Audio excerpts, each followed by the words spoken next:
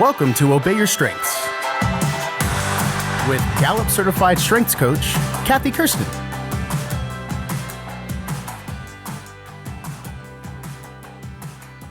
Hey there, Strengths fans. I'm popping in your earbuds to bring you a 3-part mini-series highlighting one of my favorite strengths themes and a few female leaders who have it in their top 5.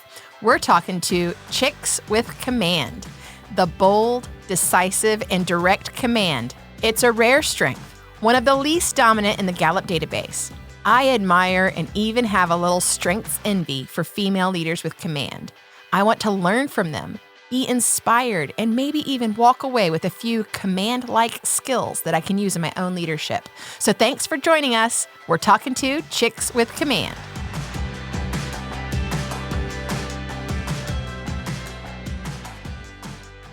My guest today on the Obey Your Strengths podcast is Becky Anderson, and she is one of our Chicks with Command. Welcome, Becky. Thank you. So when I thought about putting together this mini-series around Chicks with Command, I wanted you to come be on this podcast because you bring a unique flavor to command.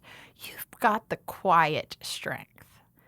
When I think of Becky and your leadership style, I think of quiet strength. Tell us a little bit about you and what you do. I oversee advancement operations and talent management at a large research public institution.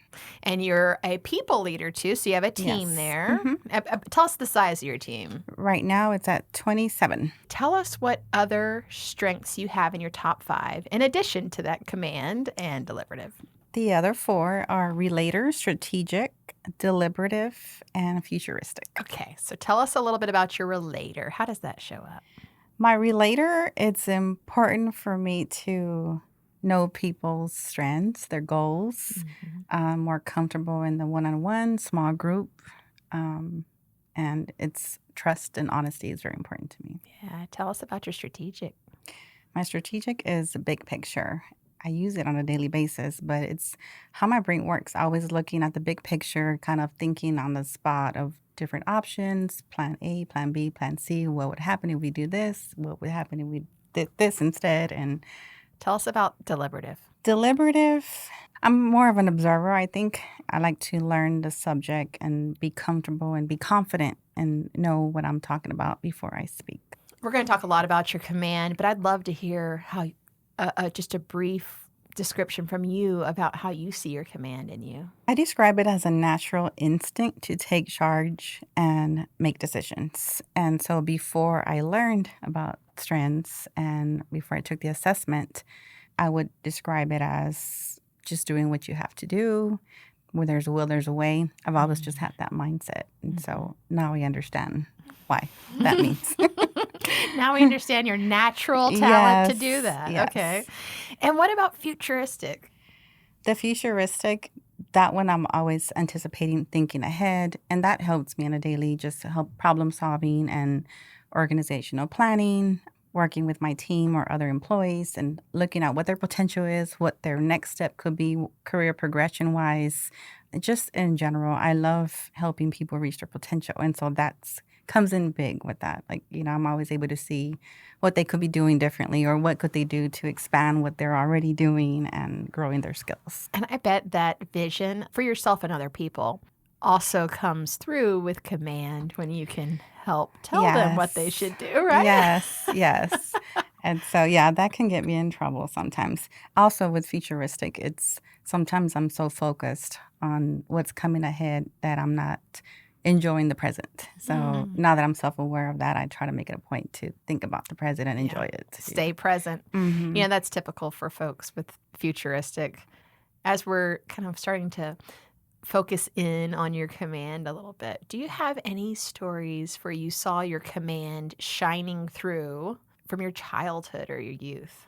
It's hard to speak about any of this without speaking about my parents and my upbringing. Okay. And so my dad is a man of faith, and he taught us about having faith and being fearless and how they go hand in hand.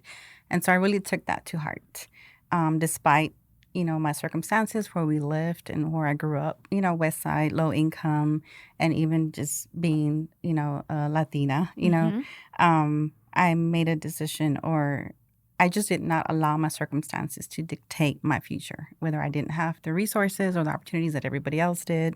But I did what I had to do. Again, when there's a will, there's a way. Yeah. Yeah. And that has been a value of yours. Absolutely. For as long as you can remember. Yes. Can't even remember where it came from because it's been that long. Just the way you see the world. Exactly. And certainly I'm sure that it's driven your decisions, driven you through failure. Absolutely. And really, No matter what obstacles come, and just that perseverance, keep moving forward, get right back up and keep moving. And, my mom's a strong woman. My dad's a man of faith. And so I have to attribute it to that. You had two good role models of that. Yes, absolutely. Well, command falls within the influencing realm, right? And we know that the Strengths Finder is broken into the domains, and there's strategic thinking, influencing, relationship building, and executing. And you actually have all domains in your top 5. You're one of those rare breeds that you're kind of equally distributed between all 4 domains. Command is your influencing theme. When you think about your influence on others, would you say you're an influential person? I struggle with that only because I feel like I need to get perspective from other people. Okay, like would from my others say team, that? Or I think they will. So I have asked since I learned about this. I've asked my children, I've asked my family, I've asked my team, people that I work with. So they all have different answers. But yes, in one way, shape, or form or other. And how I enjoy using it is being able to sponsor other people, or in the way of, okay, so-and-so needs a promotion, or they should be, they might not have access to the right people or to people that can make those decisions. And so speaking highly of them and promoting their skill set, things like that within my kids. I mean, the things that they see is just my drive and, whatever obstacles that we've been through as a family, that we're still, we keep pushing forward, and I don't let anything just stop me, basically. Right. Yeah. So you're yearning to take that lead. I can only describe it as it's just an instinct. It just kicks in, and I just have to. It's a wonderful thing that you do, right? Because people want to follow, and sometimes does it get you into trouble? Yes, especially earlier in my career. I think it's different now because I'm in a leadership position, but I haven't always been. And so I can think of instances where I just took things into my own hands. And so I do have one example that I can talk about a little bit. And that's when I was in my early 20s, and we were in Panama, and I worked in the military hospital there. During that time, they were shutting down. They made the announcement. I had a lot of, people that I knew that worked there. The hospital was a primary employer of Panamanian, people. I decided that I would offer one person, to help them with somebody that I knew on a daily basis with their resume, help them make sure their skills transferred to their next job and all those things. And so I did that during my lunch hour. Probably wasn't supposed to, but I did. And then they had a friend that needed help. And then they had another friend that needed help. So one day as I'm helping, my boss walks in, and he was the chief of clinical support division. And he just has his hands on his hips, and he's shaking his head. I realized that there's literally a line outside our office, down the hallway, down another hallway, of people waiting to speak to me. But in his conversation with me is, what's going on? What are you doing? So I explain, they need help.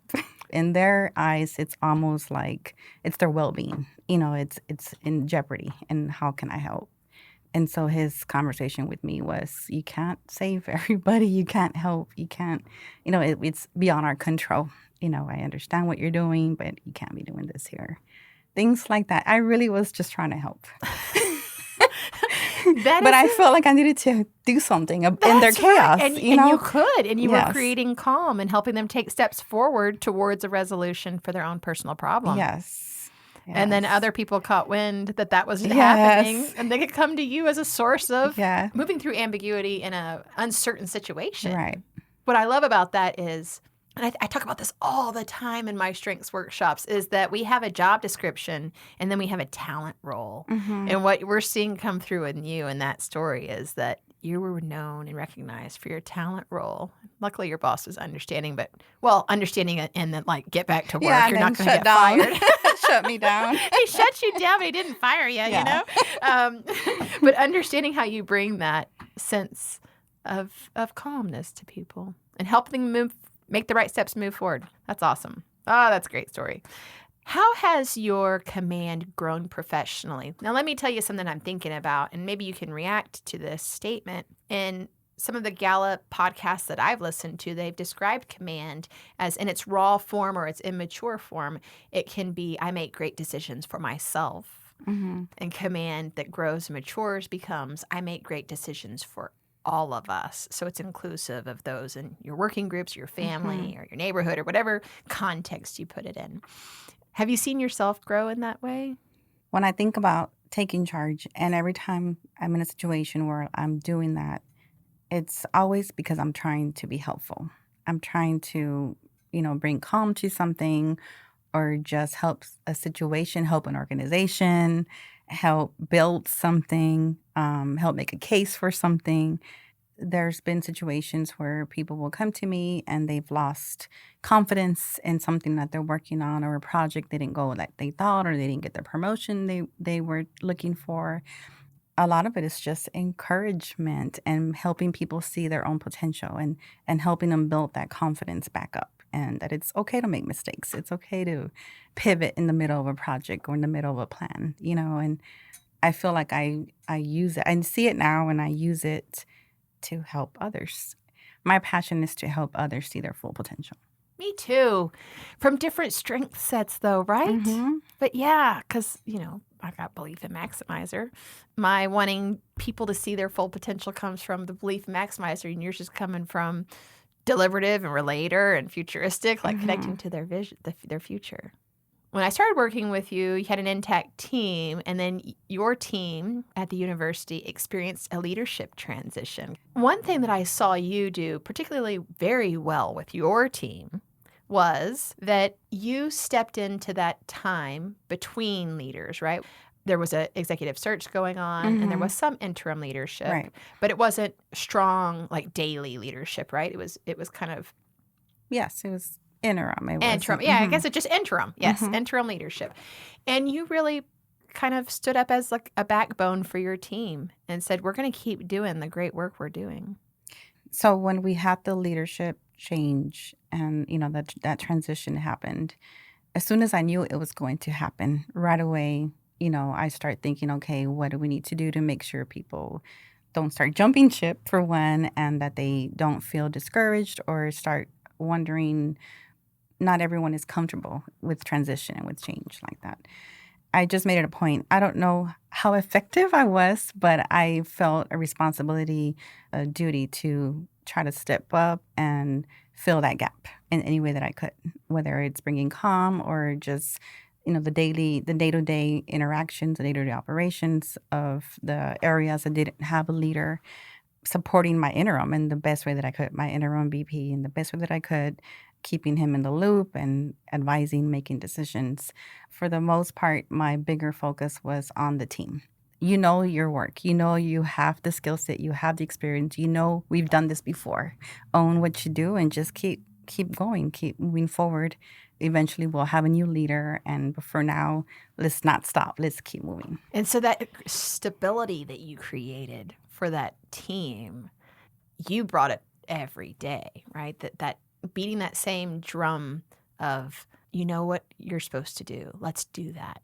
Nothing has changed about our vision of where we're going and what is the most important thing to do today. And I think that's command, bringing that presence and helping people have some emotional clarity during an emotional time. Right. Because the leader, she moved on to something wonderful, right? And we're happy for her, but we all experience a loss when we lose our leader. And it's I guess I have to mention too, when I step into that, command during a chaos, it's hard to describe, but it's almost like I'm able to somehow remove my personal emotions and feelings and just help and make it happen or help things move forward. I experienced that at work. I experienced that when my dad was passing away.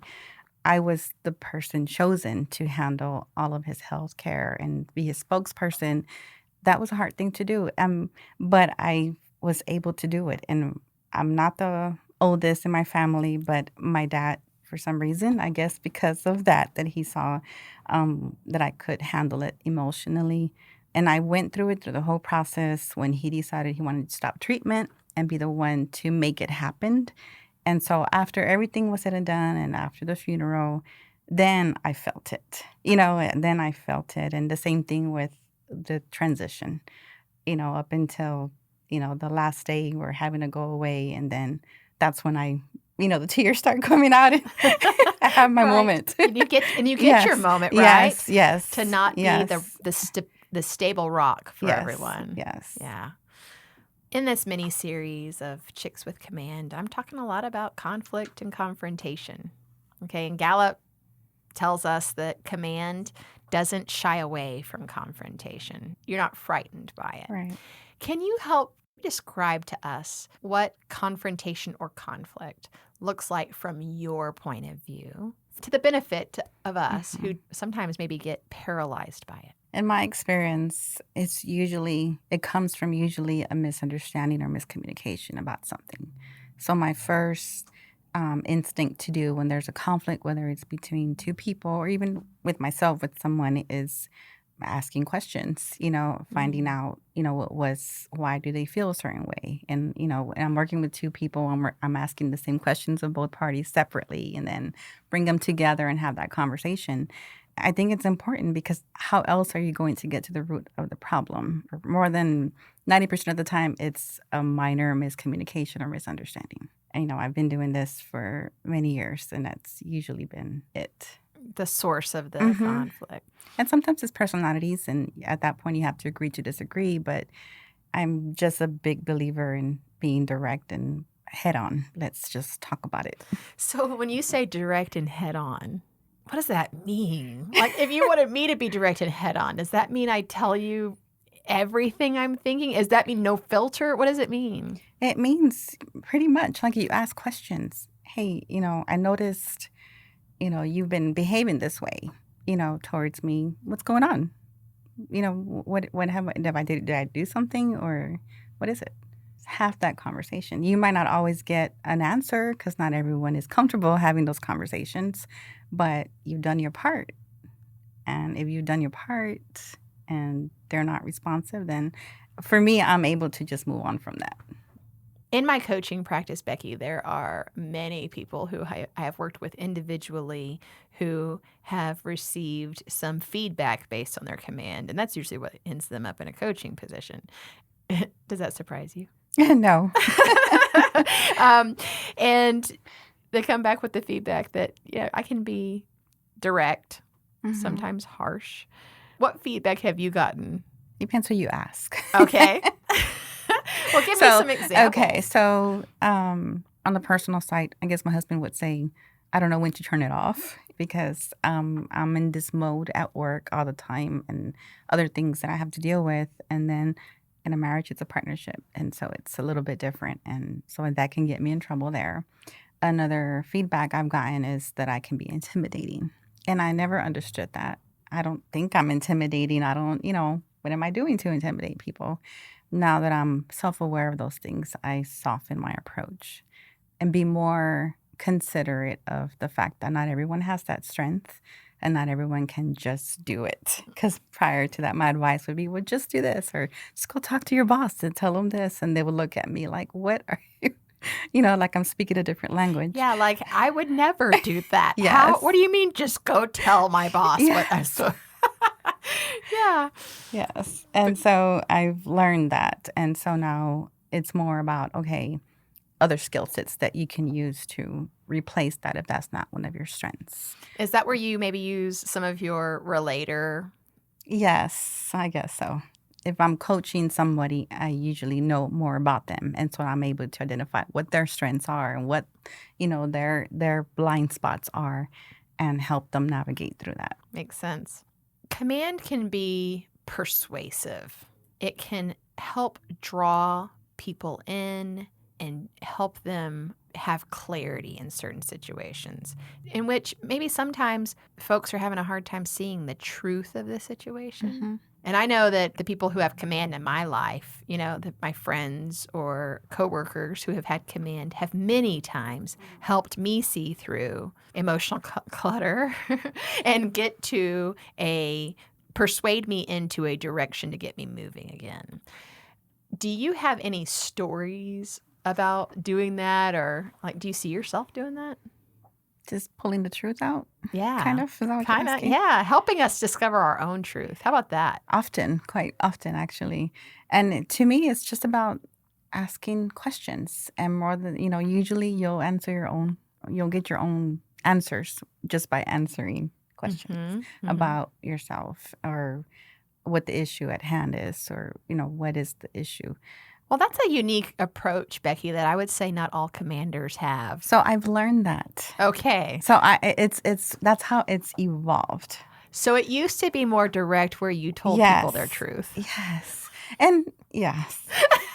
We're both cringing. You can't see us, but we're kind of cringing that I helped tell you your truth. But that really, honest friend that's gonna tell friend. you that even if it hurts, but it's the truth. It's the truth. And now instead you help broaden their perspective through questioning. Yes. I changed my approach to by asking questions and just letting them bring it out. And it won't be long before that happens. So how patient are you in them getting to the truth, particularly in the professional world? I might help them a little sometimes. Okay.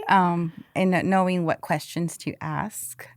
So someone is having a question about their lack of career progression, and they would complain, why is so-and-so getting it and not me? Great example. We're doing the same job. We have the same skill sets. I don't understand. Or sometimes I've been here longer and I don't see it happening. What's going on? What is it? By then, usually they've already asked, for the promotion. Sometimes they haven't even asked. Have you asked? Have you voiced that? Have you communicated that you want a promotion? Have you gone and put a plan together and shared, this is what I want to do? Sometimes the answer is no. Sometimes the answer is yes. Let me see what you presented. We'll go through that. And sometimes it's harder because it's about their soft skills that they may need to work on something. It's their approach, or it's skills that, or lack of, that don't normally show up on performance evaluations, and attributes is what they're called. If I know them well enough and I know that there's an issue that they need to work on, I will try to drive the conversation there. And have you been working on your communication, or have you been working on your teamwork? What have you done this year for your teamwork to show that you're a team player? When was the last time you got negative feedback? And what was it that you work on that? Things like that. And what you're saying right now is bringing to mind another example of that I've seen people with command do, is where they, through questioning, hold people accountable. For instance, if two people are in a conflict, would you not say that you sort of put people's feet to the fire and say, and what was your role in that conflict? And I always start with myself. If I was helping someone through a conflict, and I would try to think of an example where I might have gone through it. And I do. I always look at self first. That's one of my biggest things. Okay, what have I, contributed to this situation, and hold myself responsible. So I try to do the same thing with them. So this is what I figured out when I went through this. Have you thought about that? Have you thought about what you could be doing differently, or maybe your approach is a little off? That's the approach that I take. Which makes it more palatable. Easier to swallow some of those truths. Okay, let's imagine we're talking to a group of women that do not have command in their top 10. What tips and tricks would you share with us for increasing our presence and increasing our confidence in our decision-making abilities and increasing our influence that you do naturally with command? Think about your expertise, and how much you really know. A lot of people don't give themselves enough credit for all the experience, all the job knowledge that they have. If you have a seat at the table, it's for a reason. You have an expertise. You're bringing something to the table. Use it and be confident. Own your knowledge. Own your experience. It's okay to make mistakes as long as you're learning from them. And I'm big on that. I always tell my team, everyone, we're all going to make mistakes, myself included. As long as we learn from them. There's very few things that mistakes that will really have a huge impact and just, for example, you were a surgeon or something that's different. Right. But in our world and what we do in our industry, it's not like that. And so it's okay to make mistakes. That's how you learn. And even failing, if you come up with some kind of plan and it's not working, it's okay. So what? What's plan B? What's plan C? Mm-hmm. I'm always thinking about what's, alternatives to and pivoting if it's not working. Another thing would be communicate, regardless of what you assume others might think. So whether it's in a one-on-one conversation with your boss and you're afraid they're going to think, oh, you don't deserve that. So what? The worst that can happen is they tell you no.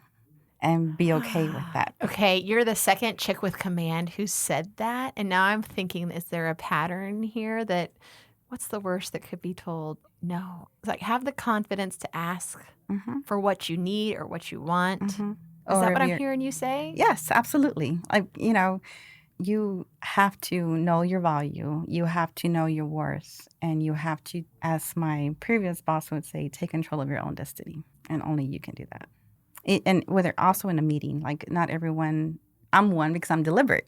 For others who may be confident, may know what the subject matter is or what a new idea may be, they're just not communicating it. And then they wonder why their ideas are not implemented or why they're not moving up. You have these great ideas. Talk about them. Communicate them. What's the worst that can happen is they just tell you no, and that's okay. Life still goes on. Yes, and there's a way. You just keep finding another. I totally live by that. You do. And the other thing is do your homework. If you're not comfortable, if you know you don't have a lot of confidence, then practice. Do your homework. Prepare ahead of time. Find someone who does have command or who does have those skill sets and get their opinion or feedback on what you're going to do. Keep it simple. When you're coming up with a plan or you want to pitch a new idea, just keep it simple. You don't have to go and write some white paper right off the bat. It's just keep it simple, answer the basic questions, and then, if the concept is accepted or whatever, then we can work on the details. But keep it simple. I love that. I love those tips and tricks. And I think the one that hits the most is you need to be confident enough to ask. Don't be afraid of no. As you work and lead with your command, what do you remind yourself with to make sure that it is effective? To stay humble. No matter, where you're at in your career, no matter how much authority you have or, influence on others, stay humble. I mean, that's important. That's part of, I consider myself a servant leader, and that's part of that, kind of staying grounded and remembering, influence versus control. You want to influence others, not control the situation or control the person. I think that makes a huge difference when you're wanting to gain that trust and wanting to influence others. It's about that, not controlling. So that's probably where you've also shifted from, instead of directing what to do, asking questions. Yes. Right? And listening and observing. A lot of listening and observing. Understanding what their issue at hand is or understanding what is it they're going through and find a way to relate. Becky, it's been so fun to listen to all of your stories of command and your deliberative, your private side of you that doesn't want to offer a lot of personal information did really well today. Thank you. So I want to thank you. And I can't wait to see you again. Thanks for being one of my chicks with command. Thank you so much. This was fun and it was exciting. Good. Thank you for the podcast. Obey Your Strengths is produced by Geekdom Media in association with Gameday Media Enterprises. Executive produced by Lorenzo Gomez, John Garcia, and Michael Argent. To learn more about Kathy Kersten, visit her website, kathykersten.com. That's KathyKersten.com.